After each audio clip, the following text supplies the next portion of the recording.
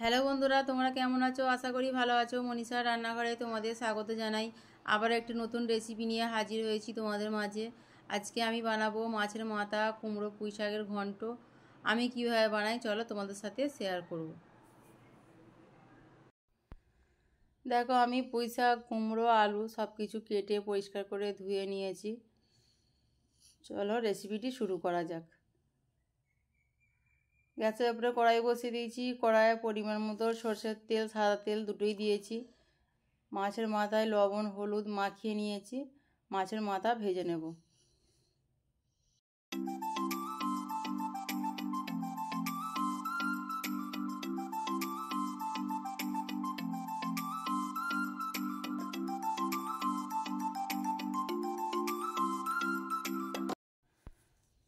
এক পাশটা ভাজা হয়ে গেছে, অপর পাশটা উল্টে দেব।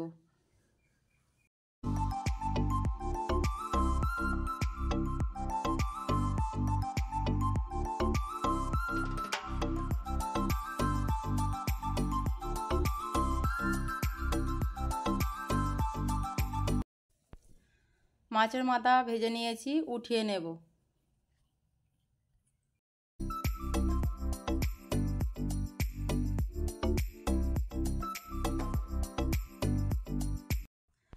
একই তেলের মধ্যে দিয়ে দেব তেজপাতা, শুকনো লঙ্কা, তারপরে দেব গোটা জিরে, তারপরে দিয়ে দেব পেঁয়াজ কুচি,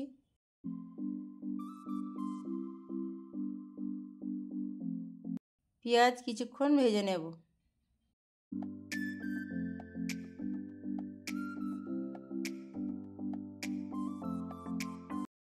পেঁয়াজ ভেজে নিয়েছি, এবার দিয়ে দেব আদা রসুন বাটা।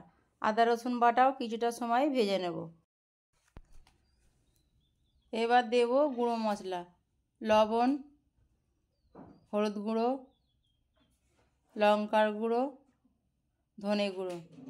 অল্প কিছুটা পানি দিয়ে মশলা কষিয়ে নেব।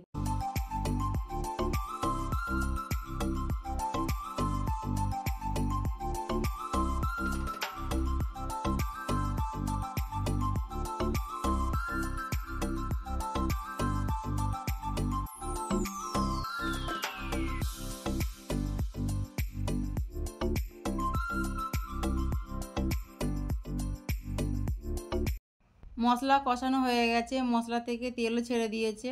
এবার দিয়ে দেব ভেজে রাখা মাছের মাথা। মাথাও কিছুটা সময় কষিয়ে নেব।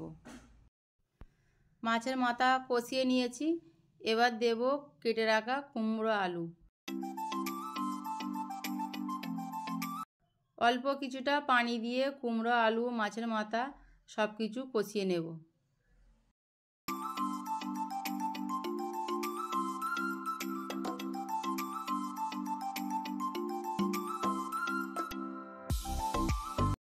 কুমড়ো আলু কষানো হয়ে গেছে, এবার দেব কেটে রাখা পুঁই শাক।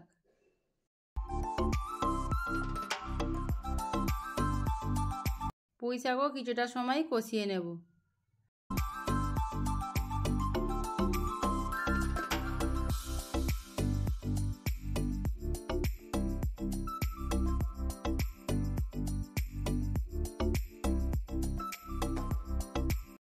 সব কিছু ভালোভাবে কষিয়ে নিয়েছি, এবার দেব পরিমাণ মতো পানি। পানি দিয়ে নাড়াচাড়া করে সব কিছু মিশিয়ে নেব।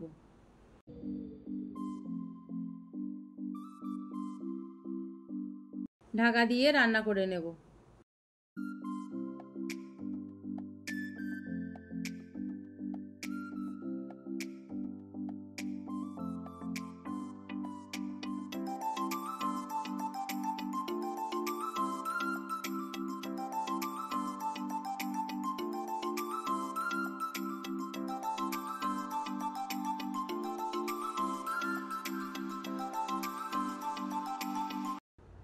ওপর থেকে অল্প কিছুটা চিনি দেব।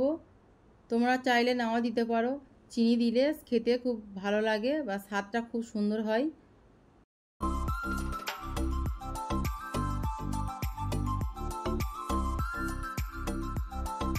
মাছের মাথা কুমড়ো পুঁই শাকের ঘন্ট তৈরি হয়ে গেছে, নামিয়ে নেব। আমার রেসিপিটি তোমাদের ভালো লাগে প্লিজ একটা লাইক করে দিও, কমেন্ট করে দিও, শেয়ার করে দিও।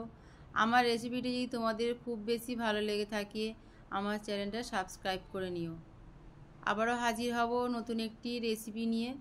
সবাই ভালো থেকো, সুস্থ থেকো।